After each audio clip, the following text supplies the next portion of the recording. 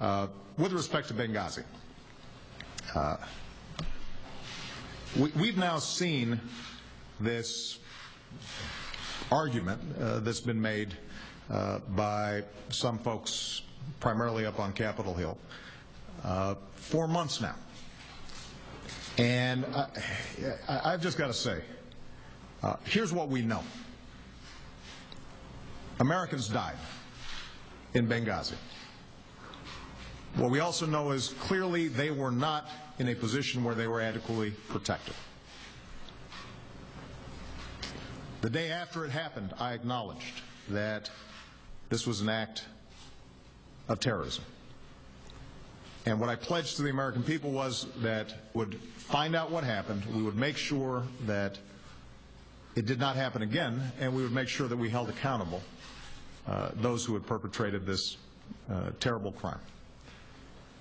And that's exactly what we've been trying to do. And over the last several months, there was a review board headed by two distinguished Americans, Mike Mullen and Tom Pickering, who investigated every element of this. And what they discovered was some pretty harsh judgments in terms of how we had worked to protect consulates and embassies around the world. They gave us a whole series of recommendations. Those recommendations are being implemented as we speak. The whole issue of this, of talking points, frankly, throughout this process has been a sideshow. What we have been very clear about throughout was that immediately after this event happened, we were not clear who exactly had carried it out, how it had occurred, what the motivations were.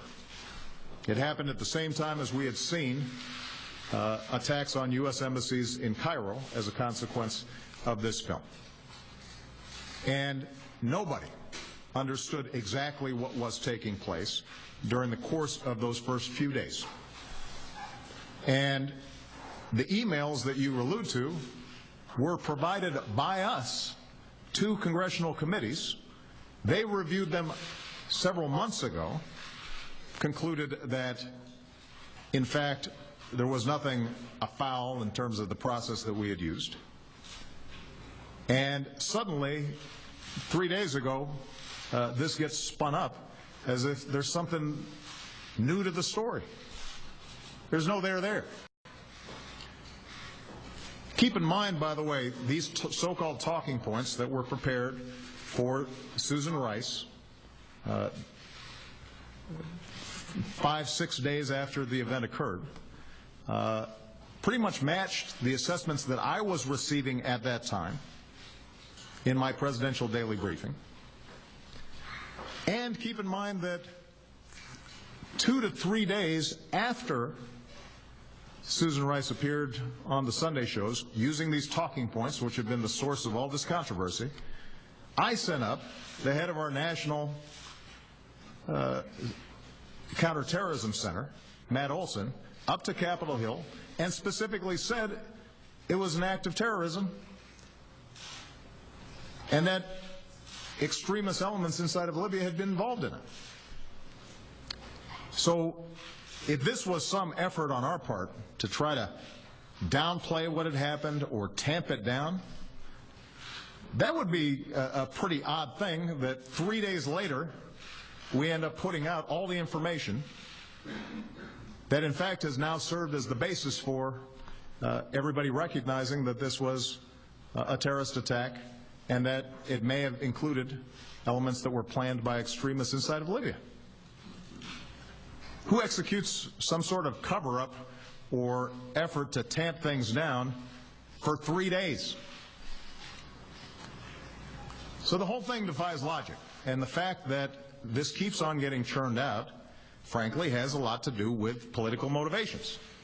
We've had folks who have challenged Hillary Clinton's integrity, Susan Rice's integrity, Mike Mullen and Tom Pickering's integrity. It's a given that mine gets challenged by these same folks. They've used it for fundraising. And frankly, if anybody out there wants to actually focus on how we make sure something like this does not happen again, I am happy to get their advice and information and counsel. But the fact of the matter is, these 4 Americans, as I said right when it happened, were people I sent into the field. And I've been very clear about taking responsibility for the fact that we were not able to prevent their deaths.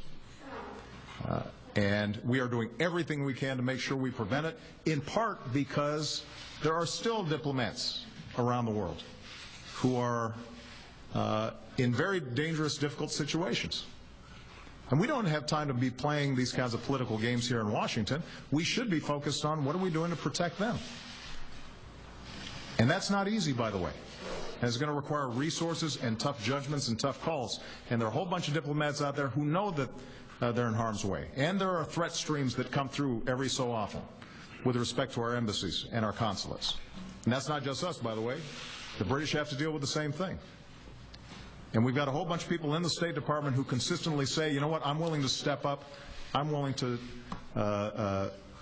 put myself in harm's way because I think that this mission is important in terms of serving the United States and advancing our interests around the globe. And so we dishonor them when we turn things like this into a political circus. What happened was tragic. It was carried out by extremists inside of Libya. We are out there trying to hunt down the folks who carried this out, and we're trying to make sure that we fix the system so that it doesn't happen again.